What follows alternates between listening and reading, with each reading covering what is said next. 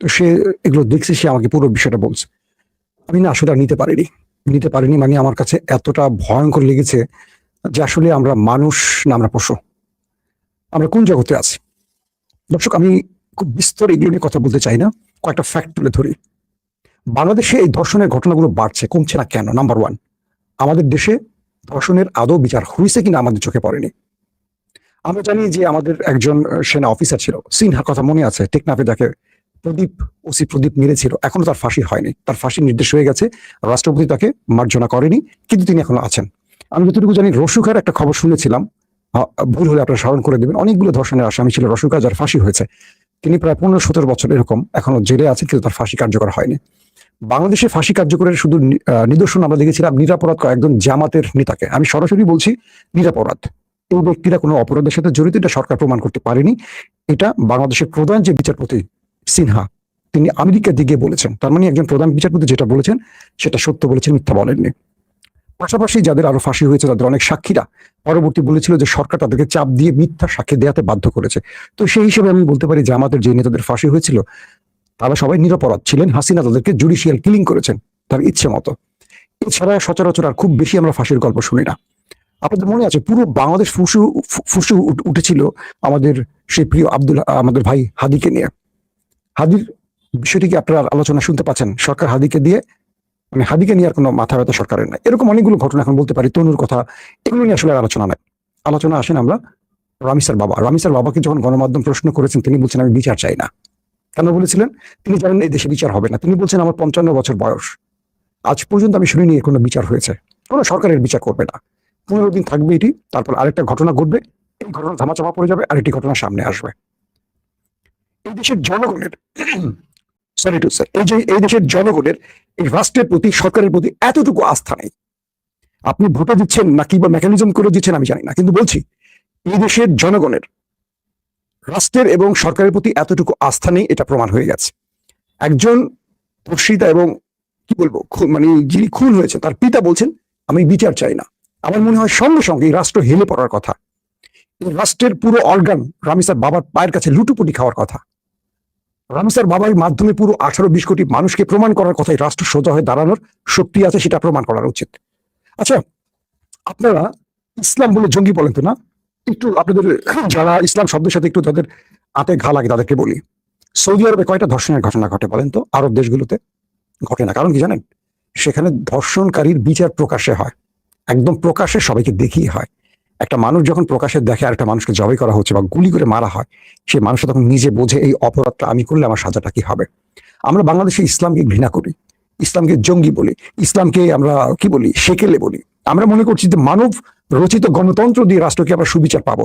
54 বছরে আপনারা এত দেখলেন, এত শিখলেন, এত কি বলবো শিক্ষা নিলেন, আপনারা এখনো নেতা বাছাইতে সঠিক পথ খুঁজে বের করতে পারলেন না।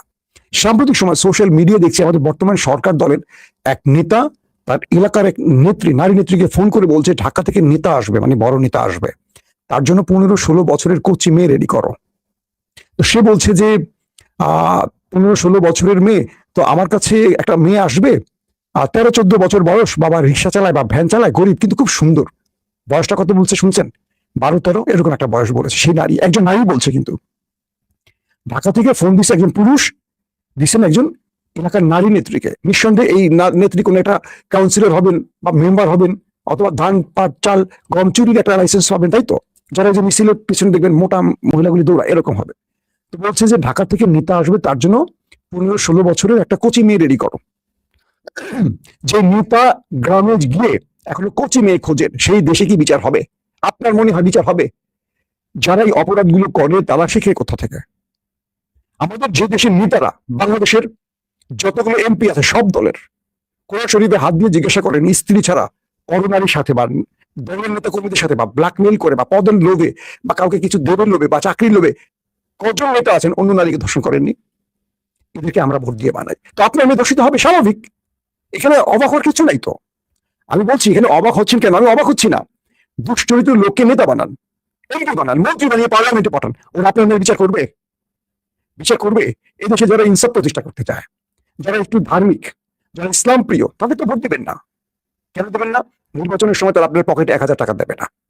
কেন পারেন না? তারা নির্বাচিত হলে আপনি এলাকায় চাঁদাবাজি করতে পারবেন না।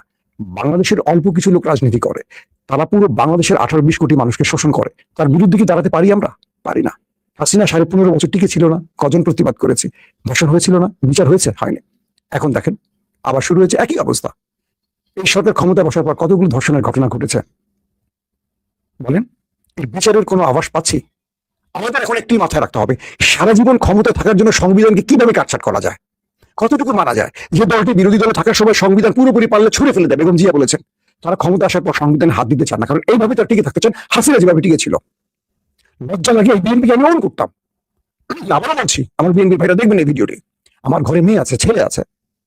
আমি শুধু রামিসার কথা বলছি না, ঢাকার বনশ্রীর একটি হাফিজি মাদ্রাসা, আল কোরআন কি নাম জানি, একটি বাচ্চাকে বলাৎকার করে হত্যা করে বাথরুমে ঝুলিয়ে রাখা হয়েছে। তার পেছনে পায়ুপথে বিশেষ কিছু দাগ পাওয়া গেছে। একজন আলেম এই কাজটি করেছেন, যাকে সে কোরআন শিক্ষার জন্য বাচ্চাকে তার মা বাবা দিয়ে আসছে। এই যে এটার জন্য আমাদের পলিটিশিয়ানরা দায়ী, শুধু সেটা বলবো না, আমাদের সমাজ ভেঙে পড়েছে, প্রতিটা রন্ধে রন্ধে আমাদের পাপ ছড়িয়ে পড়েছে। আমাদের মেয়েগুলো এখন উল্লাপনায় মেতে উঠছে ফেসবুক টিকটকে।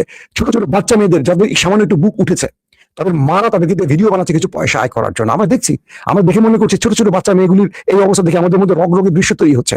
কি করছে? মা কিছু পয়সার জন্য ভেবে করে করছে, বিক্রি করছে তার মেয়েটাকে। হয়তো সেই মেয়েটা ধর্ষিত হচ্ছে না, একটা মেয়ে হচ্ছে, তাই তো?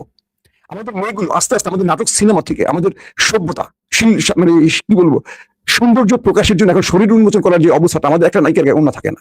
আমাদের সিনেমাগুলোতে কি রগরগের দৃশ্য, এই যে দৃশ্যগুলো দেখে একটা পুরুষ কি করে, সেখানে ঢুকে যাচ্ছে, তার মানে কন্ট্রোল হারায় ফেলছে। প্রতিটা পয়েন্টে পয়েন্টে মাদক ছড়িয়ে পড়ছে। মাদকগুলি এক একটা মাদক মানুষের মধ্যে যৌন স্প্রিয়া কয়েক গুণ বাড়িয়ে দিচ্ছে। এই মাদকগুলো খেয়ে কি হচ্ছে, ঘটনা যে ঘটলো, তার স্ত্রী ধর্ষককে এই মেয়েটাকে এনে দেয়, স্বামী স্ত্রী মিলে তাকে হত্যা করে। এর চেয়ে ভয়াবহ ঘটনা হতে পারে? স্বামীকে স্ত্রী সহযোগিতা করছে এই কাজের জন্য, মানে মানা যায় বলেন? এখন ধরেন এই লোকটা যে কাজগুলো করেছে, এই লোকটা নিজে স্বীকার করেছে, তার স্ত্রী স্বীকার করেছে। আর কোনো বিচারের প্রয়োজন আছে? লং টাইম, 7 দিনের মধ্যে এই বিচারটা করা যায় না? আমাদের খুলিফালা যারা আমাদের কি বলবো, খোলাফায়ে রাশিদিন বা তারপরের যে প্রজন্মগুলো, তারা একটা বিচারের জন্য 10 বছর ওয়েট করছে, 20 বছর ওয়েট করছে। একদিন, 2 দিন, 3 দিনে বিচার শেষ হয়ে গেছে, একদিনও বিচার শেষ হয়ে গেছে। যেখানে সাক্ষী বা অপরাধী নিজে স্বীকার করছে, হ্যাঁ আমি কাজটা করেছি, তাকে আদালতে নিয়ে লম্বা টাইম, নিম্ন আদালত, হাইকোর্ট, সুপ্রিম কোর্ট, তারপর এটাকে পেন্ডিং করে ফেলে রাখো আরো 20টা বছর, দরকার কি? এটাকে 7 দিনে বিচার করা যায় না? এই লোকটার কনফার্ম হওয়ার পর আমাদের আদালত, নিম্ন আদালত যখন প্রমাণ হয়ে গেছে যে সে অপরাধী, সে খুন করেছে, ধর্ষণ করেছে, তাকে শাহবাগের মোড়ে বা বাইতুল মোকাররমের সামনে এনে শিরোচ্ছেদ যদি প্রকাশে করা হয়, এই দৃশ্যটা সকল টেলিভিশনে যদি দেখানো হয়, বাকিটা সাহস করবে সহজে যে বাংলাদেশে এটা নতুন রেওয়াজ তৈরি হলো যে এখন ধর্ষিতাকে ধর্ষণকারীকে বা হত্যাকারীকে এভাবে হত্যা করা হবে। এটা কমবে না? আপনারা ইসলামকে ঘৃণা করেন, কিন্তু দিন শেষে ইসলামের কাছে যান। যে বিচার ইসলাম করতে পারে সেই বিচার আমাদের এই গণতন্ত্র করতে পারে না। কিন্তু ইসলামকে ঘৃণা করলে এই সমাজ ব্যবস্থা আরো ভেঙে পড়বে। লিখে রাখেন, আল্লাহ আপনাদেরকে সেই জিনিসগুলো দেখাচ্ছে যে তোমরা ইসলামকে ঘৃণা করো। তোমরা এমন নেতাকে বাছাই করো যে মন্ত্রী হচ্ছে, এমপি হচ্ছে, সে 1000টা মানুষকে রেপ করে কিন্তু মন্ত্রী এমপি হয়, জানেন? একটা কারেক্টটা ঠিক নাই। সেদিন আমাকে বলতেছে যে ভাই, আমি তো আপনি একটা ভিডিও করতে গেছি, দেখি যে বহু নেতা আছে ফেসে আছে তার ভেতরে। বর্তমান সরকার, আমি আওয়ামী লীগটা বাদই দিলাম, সে তো এখন ক্ষমতায় নেই, বর্তমান সরকারের বড় বড় নেতারা যারা এখন বড় বড় কথা বলছেন, যারা বিচারগুলো করবেন, তারা নিজেরই তো ফেসে আছে বিভিন্ন রকম নারী ঘটিত কেলেঙ্কারিতে, হানি ট্র্যাপে। এদের কাছে বিচার চান? এরা বিচার করবে? যিনি নিজে একটা নেত্রীকে বলে আমার জন্য রেডি করো, আমি আসতেছি, সেই লোক নিজে তো একটা শিশুকে রেপ করলো। 14-15 বছরের মেয়ে কি শিশু নয়, কিশোরী নয়? সে বিচার করবে? তো সে জানে না আমি যদি এটা বিচার করি কালকে তো আমারই ফাঁসি হবে। আপনারা সমাজ পাল্টাচ্ছেন না, দেশ পাল্টাচ্ছেন না, দেশ সংস্কার করতে দিচ্ছেন না। সংবিধান বলে 72-এর সংবিধান রেখে দিবেন, যাতে করে অবৈধভাবে আবার টিকে থাকতে পারেন। আবার যখন আওয়ামী লীগ কখনো ক্ষমতা আসবে, এই বিএনপি সংবিধান পরিবর্তনের জন্য